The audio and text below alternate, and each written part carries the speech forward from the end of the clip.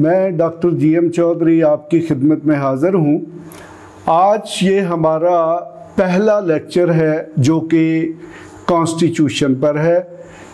आपको पता है कि जो कॉन्स्टिट्यूशन है ये सिविल जज कम जुडिशल मैजिस्ट्रेट का जो एग्ज़ामिनेशन है उसमें ये पेपर 4 है, और जबकि एडिशनल डिस्ट्रिक्ट एंड सेशन जज का पेपर 5 जो है उसमें ये सब्जेक्ट शामिल है।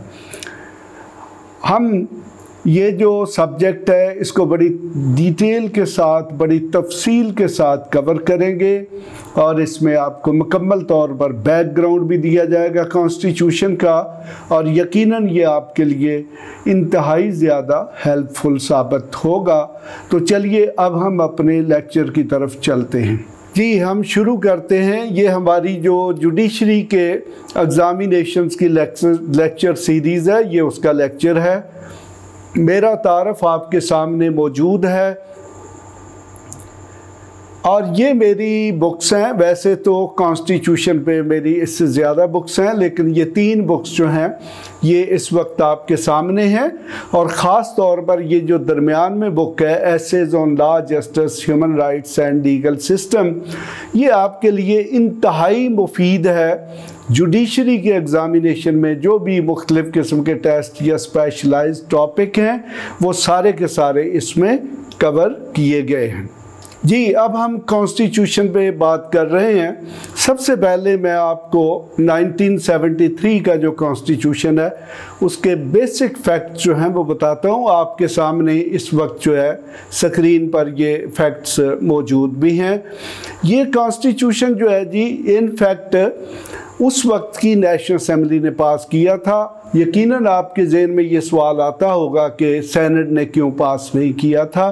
तो सेनेट जो है वो 1973 का जो कॉन्स्टिट्यूशन है ये उसकी क्रिएशन है। उससे पहले पाकिस्तान की जो कॉन्स्टिट्यूशनल हिस्ट्री है उसमें अपर हाउस का तस्वर मौजूद नहीं था। ये फर्स्ट टाइम इस कॉन्स्टिट्यूशन में इंट्रोड्यूस किया गया। तो ये जो कॉन्स्टिट्यूशन है जी, ये बेसिकली 1970 और 71 के जो जनरल इलेक्शंस थे उनके नतीजे में जो नेशनल असेंबली वजूद में आई उसने ये कॉन्स्टिट्यूशन बनाया था। उस वक्त जो नेशनल असेंबली थी उसकी कंपोजिशन ये थी कि ईस्ट पाकिस्तान जो है उसकी 162 सीटें थी, और ये बेसिकली पार्टी कंपोजिशन है। उसके बाद पंजाब की सीटें हैं, उसके बाद सिंध की सीटें हैं, बलूचिस्तान है, नॉर्थ वेस्ट फ्रंटियर प्रोविंस है, और सेंट्रली एडमिनिस्ट्रेटिव ट्राइबल एरियाज हैं।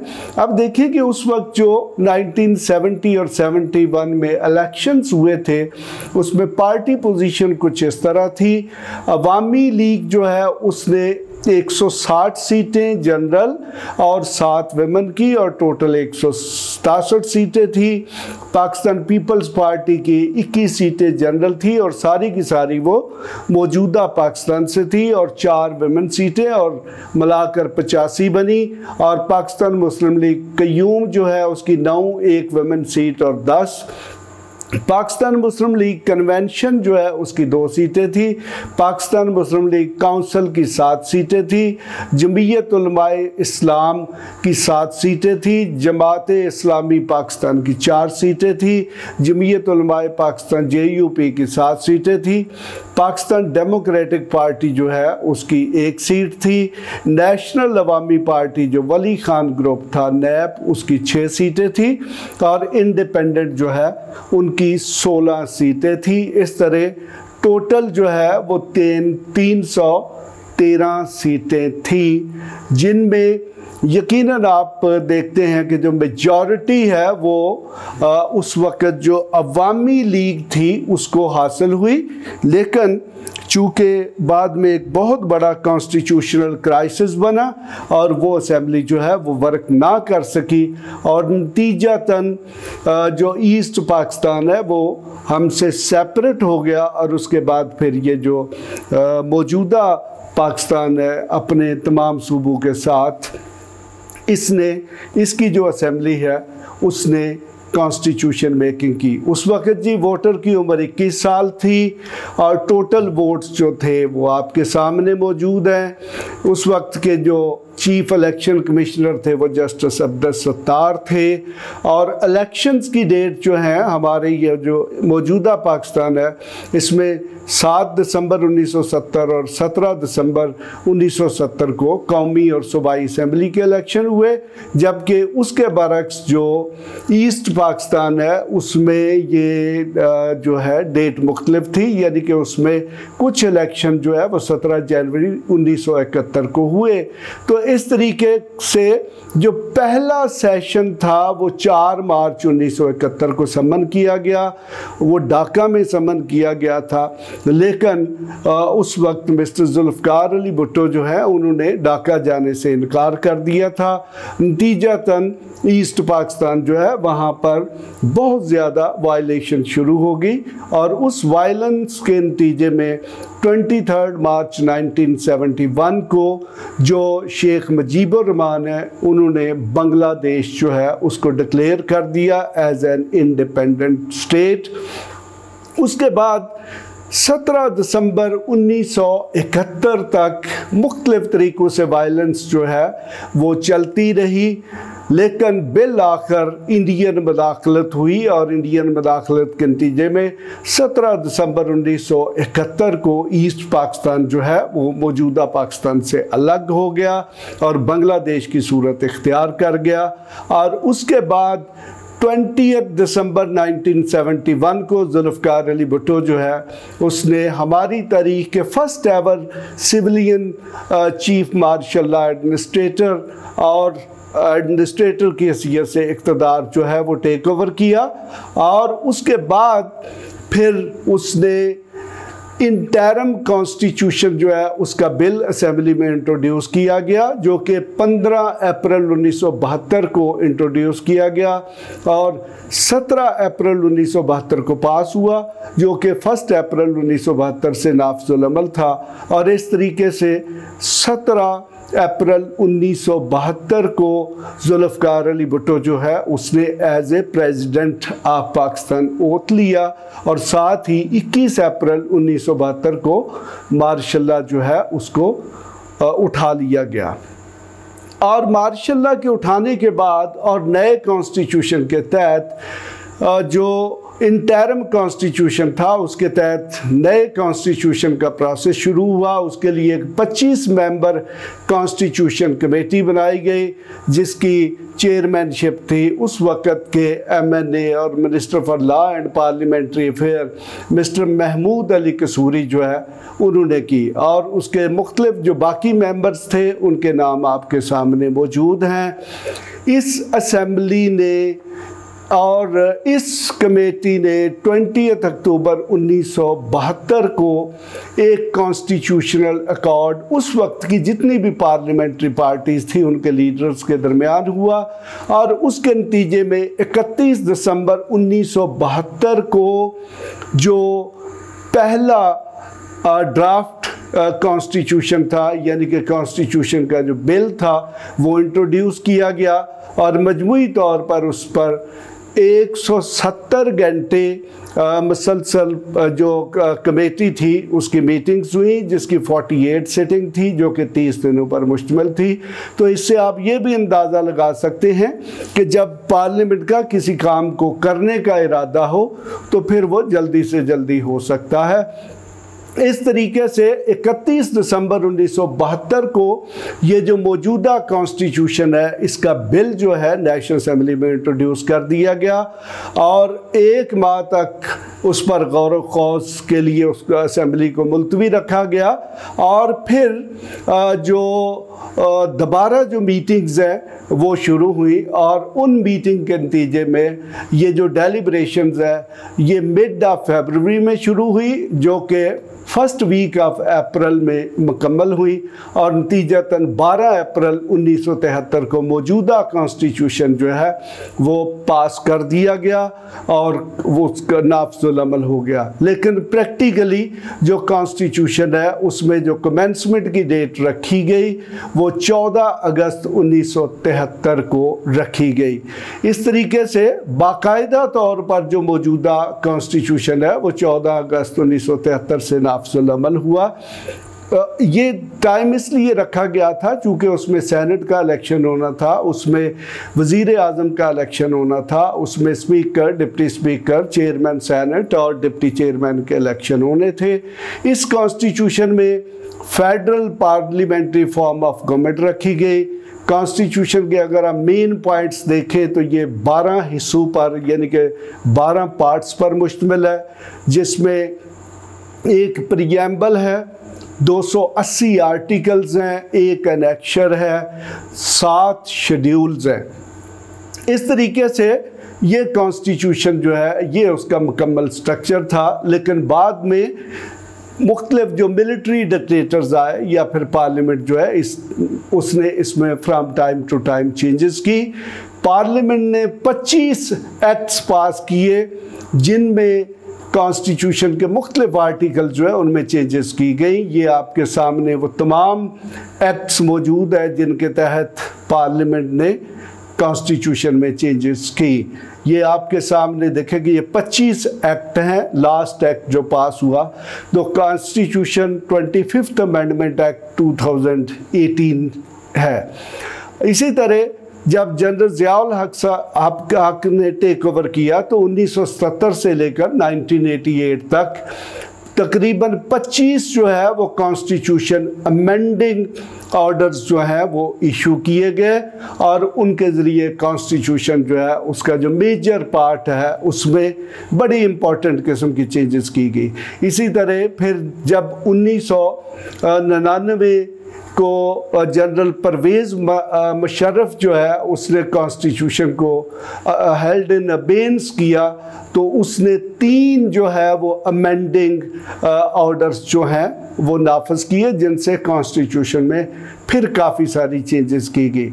इसी तरह तीसरी मर्तबा जो किसी मिलिट्री डिक्टेटर ने चेंजेस की वो भी अगेन जनरल परवेज़ मुशर्रफ थे और ये 2007 में हुई थी और उसमें ये 2 जो है वो अमेंडिंग ऑर्डर नाफिज किए गए। लेकिन यहाँ पर दिलचस्प बात ये है कि ये जो है उस वक्त की सुप्रीम कोर्ट में चैलेंज किए गए और सुप्रीम कोर्ट ने इनको एक्स्ट्रा कॉन्स्टिट्यूशनल और अनकॉन्स्टिट्यूशनल डिक्लेयर कर दिया और नतीजतन ये जो दोनों ऑर्डर हैं ये नाफिजुल अमल नहीं है। इस तरीके से मजमूई तौर पर देखा जाए तो कॉन्स्टिट्यूशन में 25 अमेंडिंग एक्ट्स के ज़रिए चेंजेस की गई जबकि 28 अमेंडिंग ऑर्डर हैं जो कि 2 मिलिट्री डिक्टेटर्स जो हैं उन्होंने नाफिज किए थे। तो ये एक एज ए होल ओवरव्यू है हमारे कॉन्स्टिट्यूशन का। जी अब हम कॉन्स्टिट्यूशन के जो मेन फीचर्स और उसकी जो स्कीम है उस पर बात करते हैं। ये आपके सामने एक टेबल की फॉर्म में हमारे पास स्कीम मौजूद है।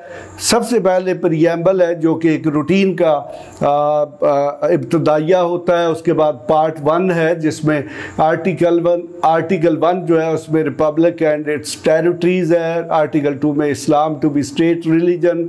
आर्टिकल 2A जो है ऑब्जेक्टिव रेजोल्यूशन को डील करता है। आर्टिकल 3 जो है वो कहता है जी एलिमिनेशन ऑफ एक्सप्लॉयटेशन। आर्टिकल 4 कहता है जी के rights of individual to be dealt with in accordance with law. And 5 है जी loyalty to state and obedience to the constitution and law. And article 6 बड़ा मशहूर मरूफ आर्टिकल है, ये हाई ट्रीजन का आर्टिकल है जिसे सिर्फ इस कॉन्स्टिट्यूशन की उम्र में एक मरतबा इस्तेमाल में लाया गया। इसी तरह जी पार्ट 2 है, ये फंडामेंटल राइट्स और प्रिंसिपल ऑफ पॉलिसी को डील करता है।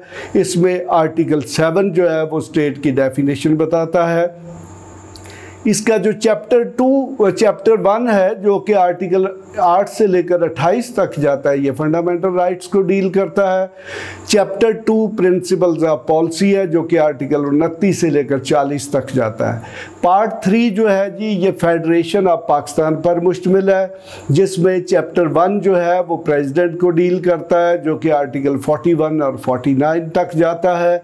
चैप्टर 2 जो है वो मजलिस शूरा यानी कि पार्लियामेंट की बात करता है जो कि आर्टिकल 50 से लेकर 61 तक जाता है, जिसमें उसकी कंपोजिशन, ड्यूरेशन, मीटिंग्स ऑफ मजलिस शूरा की बात की गई है। आर्टिकल 62 से लेकर 66 तक जो मेंबर्स ऑफ मजलिस शूरा हैं उनकी क्वालिफिकेशंस और डिस्क्वालिफिकेशंस दी गई हैं। आर्टिकल 67 टू 69 में प्रोसीजर बताया गया है किस तरह पार्लियामेंट काम करेगी। आर्टिकल 70 से 77 तक लेजिस्लेटिव प्रोसीजर है। आर्टिकल 78 टू 88 तक फाइनेंशियल प्रोसीजर है। आर्टिकल 89 में ऑर्डिनेंसेस की प्रोविजन रखी गई है।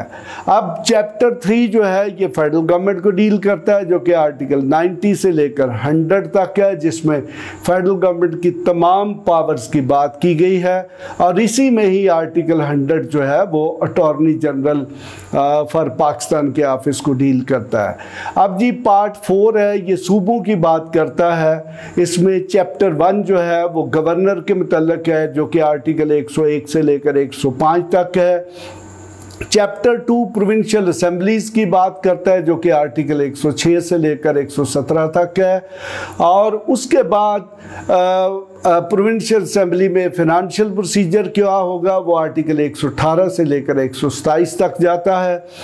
ऑर्डिनेंसेस की प्रोविजन आर्टिकल 128 में है जो कि सूबाई गवर्नमेंट इशू करती है बिल्कुल फेडरल गवर्नमेंट की तरह। उसके बाद चैप्टर 3 जो है ये प्रोविंशियल गवर्नमेंट्स को डील करता है। ये आर्टिकल 129 से लेकर आर्टिकल 140A तक है।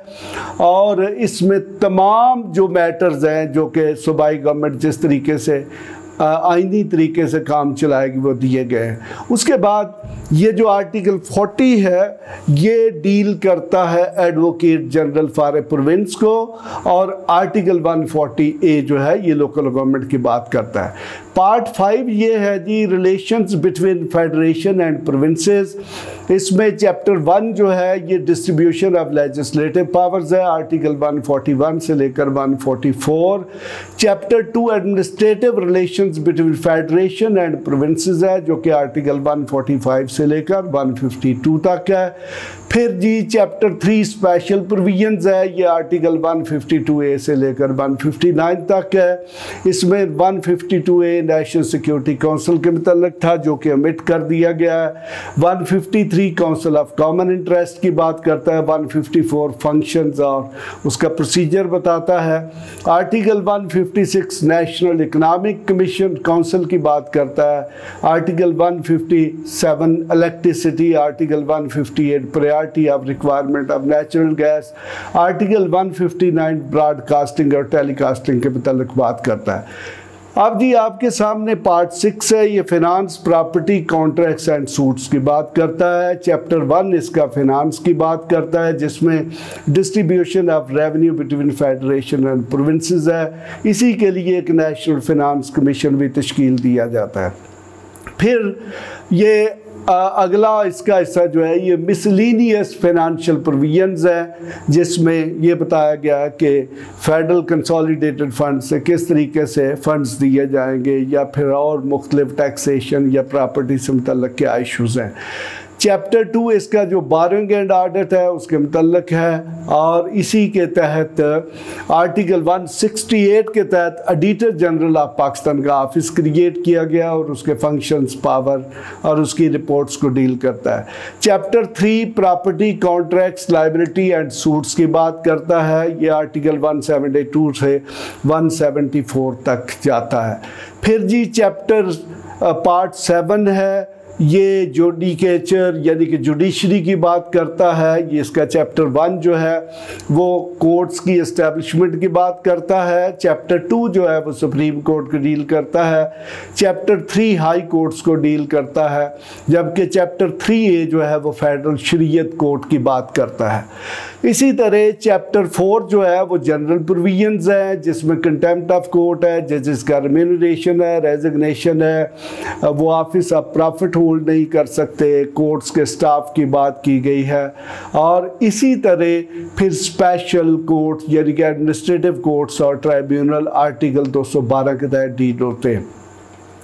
पार्ट 8 जो है ये इलेक्शंस की बात करता है, जिसके तहत चीफ इलेक्शन कमिश्नर और इलेक्शन कमीशन की कंपोजिशन है, उसकी पावर्स है और फंक्शंस है।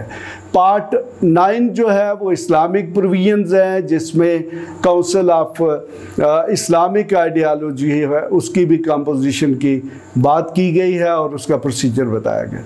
पार्ट 10 जो है जी ये एमरजेंसी प्रोविजंस को डील करता है। हमारे कॉन्स्टिट्यूशन में 3 किस्म की एमरजेंसीज हैं। एक तो आर्टिकल 232 है जो कि emergency due to account of war internal disturbances है। आर्टिकल 233 जो है वो पावर देता है कि फंडामेंटल राइट्स सस्पेंड किए जा सकते हैं। आर्टिकल 234 जो है ये कहता है जी अगर कॉन्स्टिट्यूशनल मशीनरी किसी सूबे में फेल हो जाए तो फिर क्या किया जाएगा। आर्टिकल 235 जो है वो डील करता है जी कि फाइनेंशियल इमरजेंसी हो तो फिर क्या होगा। आर्टिकल 236 ये बताता है कि इसको किस तरीके से इमरजेंसी को रिवोक किया जाएगा।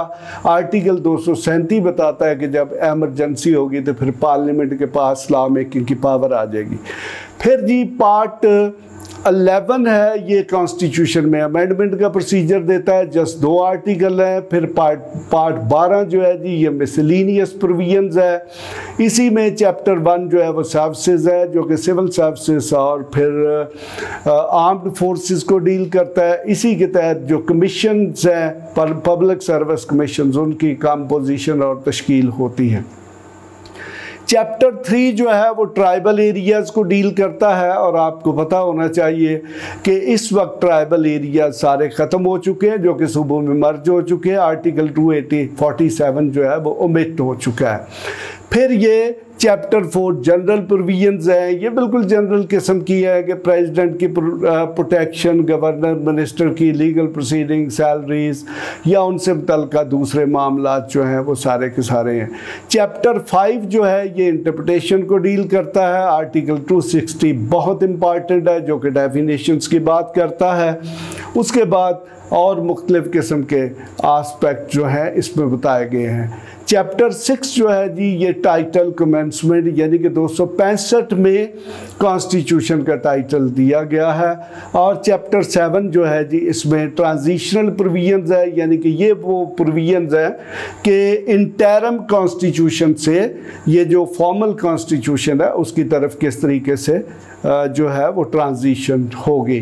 तो इस तरह कॉन्स्टिट्यूशन जो है जी उसके एंड पे एक अनेक्स है। अनेक्स में ऑब्जेक्टिव रेजोल्यूशन है। फिर 7 शेड्यूल्स हैं जिसमें 1st, 2nd, 3rd, 4th, 5th, 6th and 7th schedule हैं। इनमें मुख्तलिफ चीज़ें और इनमें जो सबसे इम्पॉर्टेंट शेड्यूल है दैट्स 4th शेड्यूल जो कि लेजिस्लेटिव लिस्टों को डील करता है। और इस वक्त 18th अमेंडमेंट के बाद सिर्फ एक लेजिस्लेटिव लिस्ट यानी कि फेडरल लेजिस्लेटिव लिस्ट रह गई। तो ये हमारे कॉन्स्टिट्यूशन का कुछ ब्रीफ रिव्यू था और इसकी स्कीम थी कि इसमें किस तरीके से मामलात को दिया गया है। जी अब आपके सामने ये कॉन्स्टिट्यूशन का एक डिटेल्ड रिव्यू है। तमाम आर्टिकल्स की डिटेल है। ये आपके सामने ये जो स्लाइड है उस पर ये सारे के सारे आर्टिकल्स जो हैं ये आपके सामने चल रहे हैं। अगर आप अपना जो कॉन्स्टिट्यूशन है उसका कंटेंट वाला पेज देखेंगे तो उसमें ये तमाम की तमाम आर्टिकल्स के हेडिंग्स यानी कि डिटेल्स दी गई हैं। इससे आपको अंदाज़ा हो जाएगा कि कौन सा आर्टिकल किस चीज़ को डील करता है। इसमें पहला वो ब्रीफ स्कीम थी, ये उसका डिटेल्ड कंटेंट है। तो मेरी आपसे ये रिक्वेस्ट है कि जब भी आप किसी लॉ की किताब को पढ़ना शुरू करें तो सबसे पहले उसका जो डिटेल्ड कंटेंट है उनको A to Z पढ़ें, उससे आपको लॉ का जो स्ट्रक्चर है, उसकी जो स्कीम है, उसका अंदाज़ा हो जाएगा कि लॉ में कौन सी चीज़ किस तरीके से प्रोवाइड की गई है। और फिर अगर आपके पास ख़ास तौर पर जब आप किसी केस की तैयारी कर रहे हो और आपके पास टाइम की शार्टेज हो, तो फिर आप डायरेक्टली रेलेवेंट सेक्शन या आर्टिकल तक जा सकते हैं, बजाय इसके कि आप पूरी किताब जो है उसको देखें और उसके बाद आप रेलेवेंट जगह पे जाएं। तो इसलिए आप जब भी लॉ की किताब पढ़ें तो उसका जो शुरू का कंटेंट्स वाला हिस्सा है उसको लाजमी तौर पर पढ़ें। तो ये आपके सामने सारे के सारे आर्टिकल्स हैं, और इसमें आप देखें कि जो टोटल आर्टिकल्स हैं उसमें जो टोटल नंबर एंड पे अभी आपके सामने आ जाएगा, ये आप देख सकते हैं कि this is article 280, this is the last article, और उसके बाद फिर इसके ये शेड्यूल्स शुरू हो जाते हैं। जी अब आपके सामने जी प्रीएम्बल मौजूद है। इसके टॉप पे अगर आप देखेंगे तो इसमें डेट दी गई है, दिस इज़ द 12 अप्रैल 1973। मैं इस वक्त चूँकि हमारे पास टाइम का कंस्ट्रेंट है, आपके सामने ये प्रीएम्बल मौजूद है। प्रीएम्बल वो तारफ़ होता है, इब्तदाइया होता है कि जिसमें किसी भी लॉ के मतलब बताया जाता है कि वो लॉ क्या करेगा या उसमें कौन कौन सी चीज़ें मौजूद हैं। तो इस तरीके से ये प्रीएम्बल ऑलमोस्ट वही है सिवाय इसके आखिरी पैराग्राफ्स के, जो कि ऑब्जेक्टिव रेजोल्यूशन में दिया गया है।